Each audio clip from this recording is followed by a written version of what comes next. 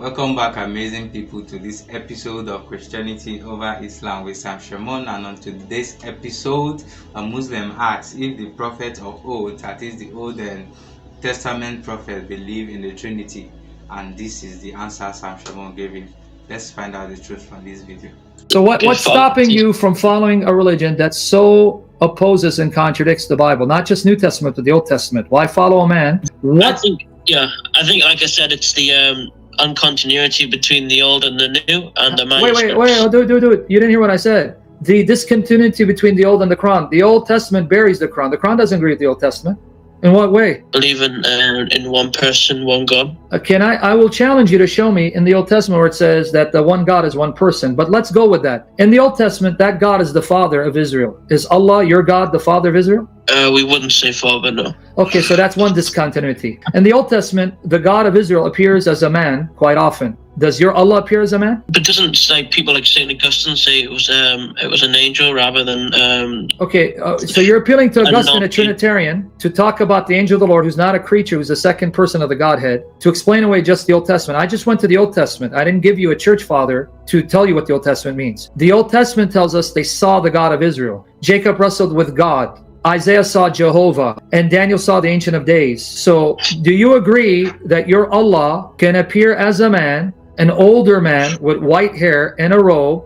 And do you believe that your God Allah can appear as a man and wrestle with Jacob? Okay, let's say that the Old Testament it shows that the incoming of Christ, right? It shows the I'm talking about God himself appearing. I didn't even say about coming of Christ. I said God appearing. So you would say like Prophet Daniel believed in the Trinity? Of course, I can easily prove that to you right now. Really? Yeah, you ready? Because I know a lot of Christians who would say it was just a progressive revelation. And do you want me to prove it to you? You can tell me whatever. I can give you 50,000 Christians with 50 opinions. Do you want me to show you from Daniel the Trinity? Yeah, go on then. May as well for education. Go to Daniel 7. Open it up for me. This is the Son of Man, right? Yeah, not only Son of Man. How many persons does he see? You keep Son of Man, but did you forget the Ancient of Days? I'm in Daniel 7. Okay, read it for me. Daniel 7 verses 9 and 10. As I looked, thrones were set in place, and the Ancient of Days took his seat. Okay, now you're reading too fast. How many thrones? One or more than one? Thrones, so plural. Okay, so thrones, pay attention, I'll keep reading. Were set in place, and the Ancient of Days took his seat. So how many seats did he take, the Ancient of Days? One. Okay, keep in mind, Ancient of Days. Now, does this Ancient of Days appear visibly? Let's see. His clothing was as white as snow. The hair of his head was white like wool. Oh, so he has hair? It's just so here, yes. So he has white hair, huh? Like an older man? If you want to label an anthropomorphical language to whatever it, you want to label it, dude, he's still seeing it, right? Yeah, in his vision, yeah. So he's seeing an older man with white hair and a robe on a throne, right? Yes. Okay, now keep reading. His throne was flaming with fire. How many thrones? His thrones or his throne singular? Singular. But he saw more than one throne, right? Beforehand, yes. But the Ancient of Days only takes one throne, right? Yes. Okay, finish it, because I want to make sure you're getting it.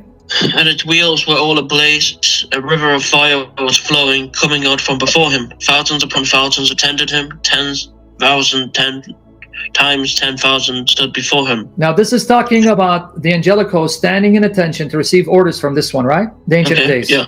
Now, this Ancient of Days, and I'm going to show you, and I think you see it, is God Almighty. Does your God Allah appear in visible form on a throne with white hair and a white robe, and multitudes stand before him? No, we wouldn't see this. Okay, so now that's one. Now let's go to person number 2. Read now, same chapter, Daniel 7, read 13 and 14. In my vision at night I looked, and there before me was one like a son of man, coming with the clouds of heaven. He approached the Ancient of Days. How many is that? And was led in.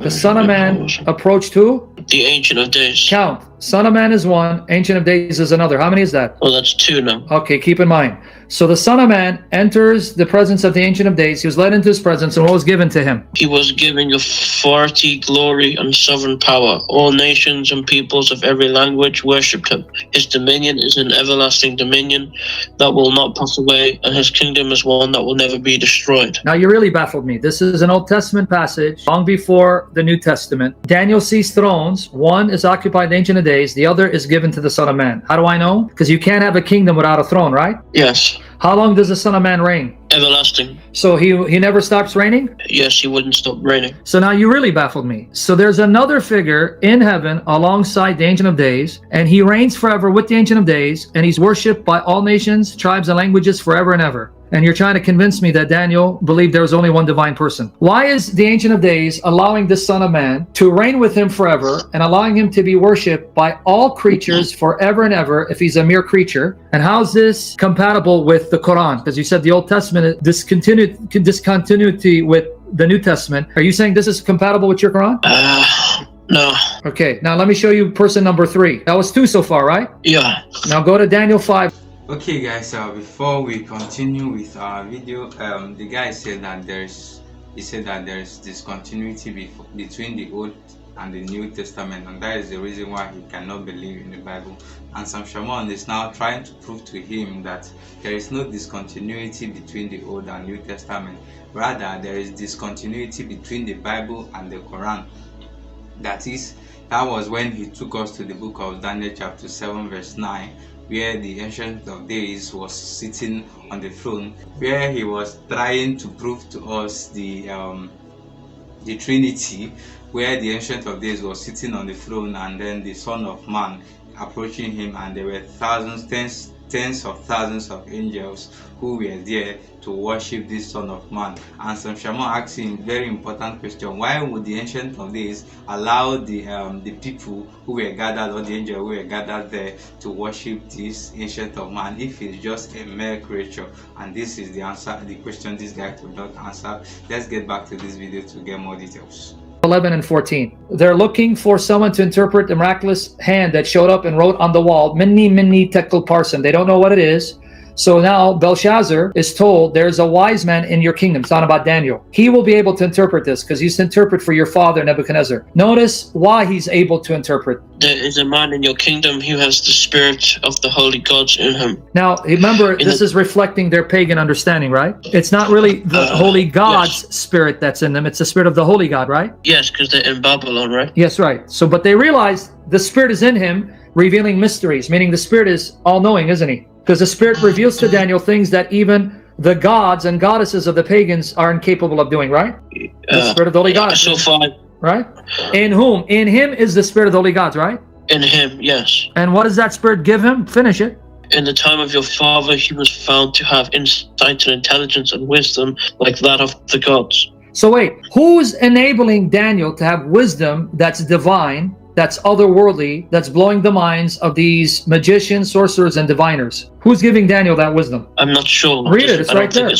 No, it's right there. Notice the causal connection. The spirit in him. So there's the spirit in him. It's not his human spirit. It's the spirit of the holy gods. They're thinking this spirit is from the holy gods. No, it's not from the holy gods. Yes. It's like it's not his spirit, but something else. Yeah, so it's the spirit of the one true holy God, right? Why would you think that?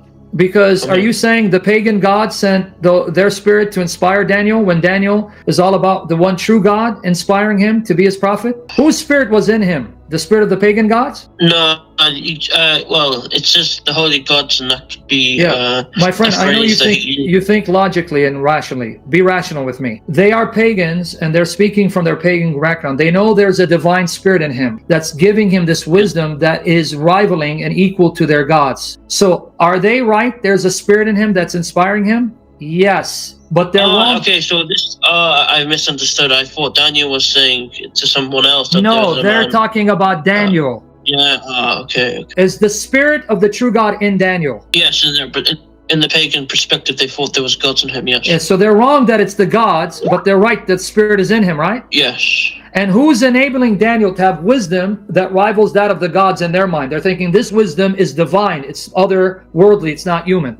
Who's giving him that wisdom? It's right in front of you, man. You said it. Who is giving him this wisdom?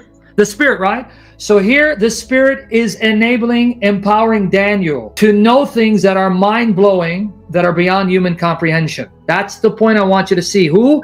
The Spirit. Now, you read verse 11, read verse 14. The king Belshazzar is now going to talk to Daniel directly. Notice what he says to him in verse 14.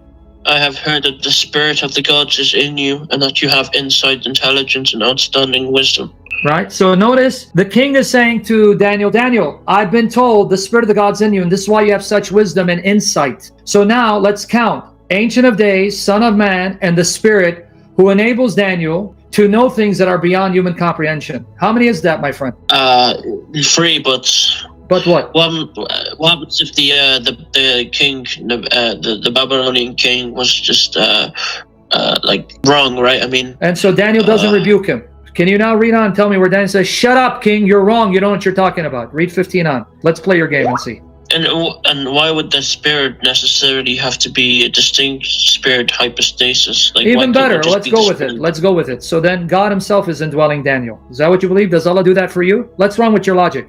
So God himself is in Daniel, indwelling him and empowering him. Is Allah in you? No, but could he not inspire him? Okay, but it says the Spirit is in him, inspiring him. So if it's not a distinct person from God, then you end up with God himself indwelling Daniel to empower him. So does Allah indwell you? No. So then you give me further proof that Daniel buries your Quran. It's not an agreement. Yeah. Right? Yeah. And yet you have a problem with the Old Testament supposedly being discontinuous with the New Testament, but it never bothered you that the Old Testament contradicts your Quran. And I got more on the Trinity Old Testament. I'm just giving you something for you to pick, because I don't want to overwhelm you. You can call me back tomorrow. Another day we'll go more in depth on the Old Testament. Welcome back, guys. That was a very fascinating debate from Shamoun right there. I think Shamoun is very loaded with wisdom of a God.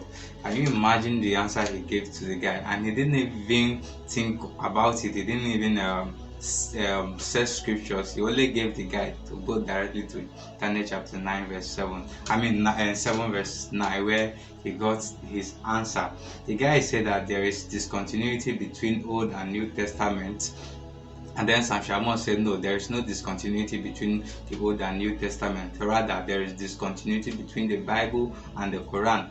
Because the Quran does not believe in the Trinity, and they also believe that the Bible has been corrupted, right? And also remember that in Islam, they say that their God has no form and it does not have any shape. And from this verse that we read from the book of Daniel, we can see that Allah and God has shape. He has a shape of a human with white hair as wool from the description of Daniel. And from the Islam standpoint, they say that Allah has no shape and no form, and he is not like his creation. From this debate, we can see that Allah has shape and his shape is like that of creation. This only shows that there is discontinuity between the Quran and the Bible, and it shows that Muhammad has lied for saying that he believed in the Torah which he received, and he did not follow it, and his companion did not follow it. And the same thing with the modern Muslims who have refused to follow the teaching of the Torah that is their prophet has received and he has confirmed. Let's know what you think about this debate in the comment section, and don't forget to subscribe to this channel for more amazing videos like this. Thank you, and see you in our next video.